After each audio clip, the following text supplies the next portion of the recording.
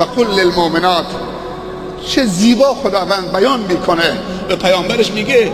به بندگان خالص من، به اون زنهایی که پذیرفتن که بنده خالص من باشن، مؤمنن و من درجه ایمان بهشون دادم، به اونها بگو که چشمهاشان را پایین بندازن اگر احساس فتنه کردن و یحفظن فروجهن، و شرمگاهشان را حفظ بفرمایند، ولا یبدین زینتهن الا ما ظهر منها، و زینتهای خدادادیشان را برملا نکنن، آشکار نکنن، نمایان نکنن، مگر اون زینتهایی که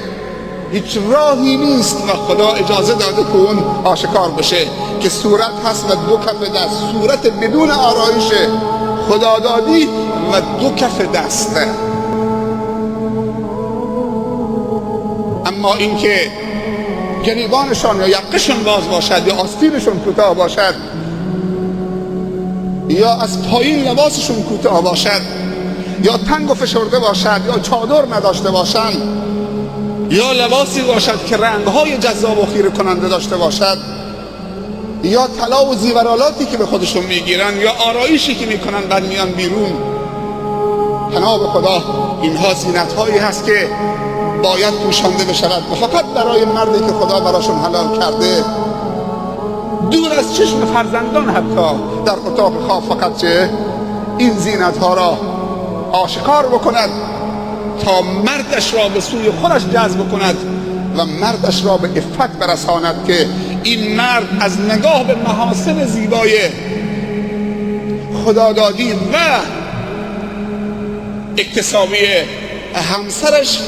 از نگاه به نامحرم در امان باشد. ولی امروز زینت‌های زن برای کوچه و عروسی و جلسه و جشن و شادی و بازار و بیرون رفتن است، به حالت طبیعی خودش برای مردش در نتیجه مردش را وادار می کند که چشم چران باشه، چون به عفت نمی رسد. و خداوند و فرشتگان خدا چنین زنی را که سبب می شود مردش به عفت نرسد در تقصیر و کوتاهیش، هر شب و هر صبح نفرین و لعنت می کند. بعد میگه که ولیضربن بخمرهن علی جیوبهن، به زنهای مسلمان، به زنهای مؤمن بگو که روسری هاشون را بندازن بر گریبانشون، بر یقه هاشون، تا سینه هاشون و یقه هاشون را بپوشاند و گشاد باشد، نه تنگ فشرده که برآمدگی سینه رو نمایان بکنه، یا نازک که درست روسری انداخته رو سینه‌اش و رو یقه‌اش، اما اونقدر نازکه که طرف مقابل حریص تر می شود که ببیند اون روسری نازک و خیره می شود که اون چیزی که از زیر اون روسری و خمر، که اصطلاح قرآنی خمر هست، تماشا کند. اما آیه بعدی درباره امر خداوند به حجاب، خداوند می‌فرمایند